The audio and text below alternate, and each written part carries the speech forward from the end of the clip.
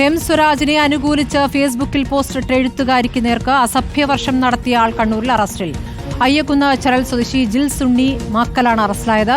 വെള്ളിയാഴ്ച ഇയാൾ സംഭവത്തിൽ മാപ്പ് അപേക്ഷിക്കുകയും വീണ്ടും ഫേസ്ബുക്കിലൂടെ അസഭ്യം പറയുകയുമായിരുന്നു. ഇതോടെയാണ് ഇരിട്ടി പോലീസിന്റെ നടപടി. അർജുൻ കല്യാട് വിവരങ്ങളുമായി. അർജുൻ, എഴുത്തുകാരി അധിക്ഷേപിച്ച ആൾ ഇപ്പോൾ അറസ്റ്റിലായിരിക്കുന്നു. ഈ ജിൽസ് രണ്ടാമത്തെ തവണയാണോ വീണ്ടും ഭീഷണിപ്പെടുത്തിയിട്ടുള്ള അശ്ലീല പരാമർശം നടത്തിയത്?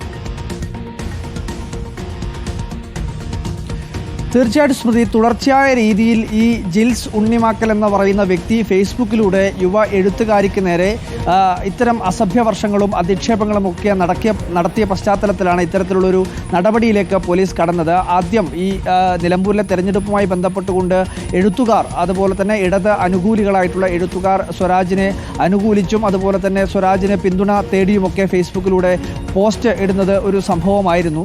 അതിന് പിന്നാലെയാണ് ഈ പോസ്റ്റ് ഇട്ട യുവ എഴുത്തുകാരിക്ക് നേരെ ഇത്തരം അധിക്ഷേപ കമൻറ്റുകളും അധിക്ഷേപകരമായിട്ടുള്ള മെസ്സേജുകളുമൊക്കെ ഈ എഴുത്തുകാരിയുടെ ഫേസ്ബുക്ക് അക്കൗണ്ടിൻ്റെ താഴെയും അതുപോലെ തന്നെ ഇൻബോക്സിലുമൊക്കെ മെസ്സേജ് അയക്കുന്നത്. അതിന് പിന്നാലെ ഈ എഴുത്തുകാരി പോലീസിൽ പരാതിപ്പെട്ടു. പക്ഷേ ആ പരാതി വളരെ ഗൗരവത്തിൽ പോലീസ് അന്വേഷിച്ചു തുടങ്ങിയും ഈ പറയുന്ന വ്യക്തിയെ അറസ്റ്റ് ചെയ്യുകയും കസ്റ്റഡിയിലെടുക്കാനുള്ള നടപടികളിലുമൊക്കെ തുടക്കുന്ന ഘട്ടത്തിൽ തന്നെ ഒരു പരസ്യമായിട്ടുള്ള മാപ്പപേക്ഷ ഫേസ്ബുക്ക് ലൈവിൽ തന്നെ നടത്തുകയും ചെയ്തിരുന്നു. പക്ഷേ അതിനുശേഷം വീണ്ടും ഇത്തരത്തിലുള്ള അധിക്ഷേപങ്ങൾ ഉണ്ടാവുകയും ആക്ഷേപങ്ങൾ ഒരു തുടർച്ചയായ രീതിയിൽ തന്നെ ഉണ്ടാവുകയും ചെയ്ത പശ്ചാത്തലത്തിലാണ് ഇദ്ദേഹത്തെ അറസ്റ്റ് ചെയ്യാൻ ഇരിട്ടി പോലീസ് തയ്യാറായത്. ഇന്നലെയാണ് ഈ പറയുന്ന ജിൽസ് ഉണ്ണിമാക്കൽ എന്ന് പറയുന്ന വ്യക്തിയെ ഇത്തരത്തിൽ പോലീസ് അറസ്റ്റ് ചെയ്തത്. ഇതിനു മുൻപും സമാനമായ രീതിയിൽ സ്ത്രീകൾക്കെതിരായി വളരെ അശ്ലീലകരമായിട്ടുള്ള അസഭ്യ പ്രയോഗങ്ങൾ നടത്തിയിട്ടുണ്ട് എന്നുള്ള കാര്യം കൂടി പോലീസ് പറയുന്നുണ്ട്. എന്തായാലും ഇയാൾ പോലീസ് അറസ്റ്റ് ചെയ്തിരിക്കുകയാണ്. ഇതിൻ്റെ തുടർ നടപടികൾ കോടതിയിലേക്ക് ഉൾപ്പെടെ ഹാജരാക്കും എന്നുള്ളതാണ് മനസ്സിലാക്കാൻ കഴിയുന്നത്. സ്മൃതി.